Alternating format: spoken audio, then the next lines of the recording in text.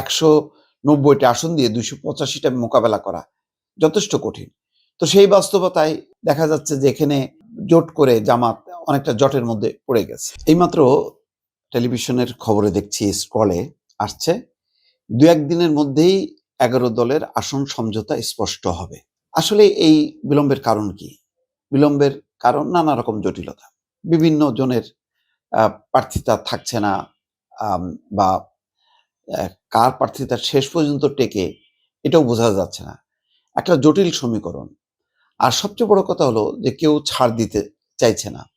জামাতের এই জোটে যতগুলো দল, যত ইসলামের কথা বলুক, যে ইসলামী ভোট সব এক বাক্সে আনার কথা বলুক না কেন, আসলে ঘুরে ফিরে ওইটাই, এখানে হচ্ছে সুবিধা আর স্বার্থ, এবং সেটা দলের, সেটা হচ্ছে ব্যক্তির।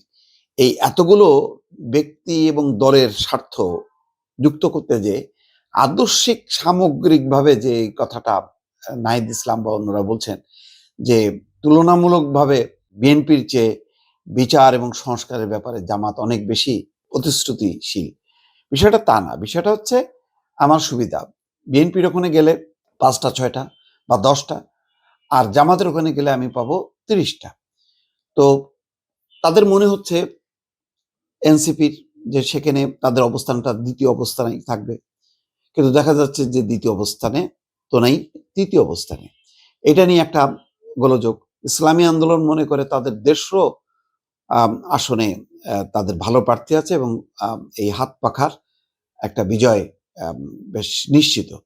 অন্তত তারা মনে করে জামাতের কাছাকাছি অবস্থানে, আর এনসিপি কে তো তারা কাউন্ট করছে না। এটা নিয়ে আবার দ্বন্দ্ব ইসলামী আন্দোলনের সঙ্গে। জামাত চিন্তা করছে যে তারা যদি 110টা আসন ছেড়ে দেয়, 190টা আসন নিয়ে তারা অন্য দলকে তো আর ভরসা করতে পারে না, বা অন্য দলের আদর্শের সাথে তাদের তো আর মানে একত্রতা নেই, একটা সামগ্রিক স্বার্থ এবং সুবিধা ছাড়া। তো 190টা আসন নিয়ে বিএনপির সাথে মোকাবেলা করতে হবে 280টা আসনে, প্রায় 280 প্লাস, মানে 18টা আসন ছেড়েছে বিএনপি যাদের সাথে সমঝোতা করেছে, বাকি 282টা আসনে লড়াই করবে। আরো হয়তো বাড়তে পারে, আমার ধারণা যে শরিকদের হয়তো 15টা। তার মানে 285টা আসনের সাথে লড়তে হবে 190টা আসন দিয়ে। এটা মানে ঠিক জমবে না। তাছাড়া খুব কি জোয়ার তোলা যাচ্ছে? হ্যাঁ, তাদের নারী কর্মীরা বাড়ি বাড়ি যে ইসলামের কথা বলে, সততার কথা বলে একটা প্রভাব তারা তৈরি করেছে, এটা সত্য।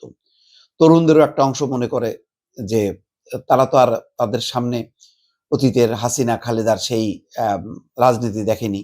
তারেক রহমান অনেকদিন অনুপস্থিত, শুধু ভিজুয়ালি দেখেছে। এখন সেই তারেক রহমান 22 তারিখ থেকে শুরু করবেন, ফলে তারেক রহমানকেও তারা তেমনটা চেনে না। তো এটার একটা সুবিধাটা জামাত নিয়েছে। জামাত ক্রিয়াশীল ছিল, বিভিন্ন সংগঠনের মাধ্যমে তারা সক্রিয় ছিল। তারা আওয়ামী লীগের মধ্যে, ছাত্রলীগের মধ্যে, যুবলীগের মধ্যে ঢুকে যে তাদের অবস্থানটা নিশ্চিত করে তারা রাজনৈতিক কার্যক্রম চালিয়ে গেছে। সেই সুবিধার ফলটা পাওয়া যাচ্ছে। তারা পরিবর্তিত রাজনৈতিক পরিস্থিতিতে বলতে পারছে অনেক রকম কথাবার্তা। সব মিলায় সুবিধাজনক অবস্থায় আছে, কিন্তু তারপরও বিএনপি হলো একটা গণসংগঠন, তাদের একটা গণসমর্থন, এবং বেগম খালেদা জিয়ার মৃত্যু, তারেক রহমানের আগমন মিলে মানুষের মধ্যে যে উদ্দীপনা দেখা গেছে, এবং তৃণমূলের দ্বন্দ্ব বিবাদটা যতখানি কমায় নিয়ে আসতে পারছে তারেক রহমান, সেটার প্রভাবে মানে 190টা আসন দিয়ে 285টা মোকাবেলা করা যথেষ্ট কঠিন। তো সেই বাস্তবতায় দেখা যাচ্ছে যে এখানে জোট করে জামাত অনেকটা জটের মধ্যে পড়ে গেছে। এখনো পর্যন্ত তারা এই যে বলছে যে 2-1 দিনের মধ্যে এটা চূড়ান্ত হবে। তো বিবেচনায় মানে বিএনপি কিন্তু যথেষ্ট তার ভেতরে আভ্যন্তরীণভাবে আগে যে পরিমাণ পরিস্থিতি ছিল সেটা কাটায় কিন্তু উঠছে। এখন জামাত কত দ্রুত সেটা সত্যিকার অর্থে একটা পূর্ণাঙ্গ তারা তালিকা করতে পারবে, সমঝোতার আসন সমঝোতার তালিকা, সেটা কিন্তু এখনো ঝুলে থাকলো এখনো পর্যন্ত, দর্শক।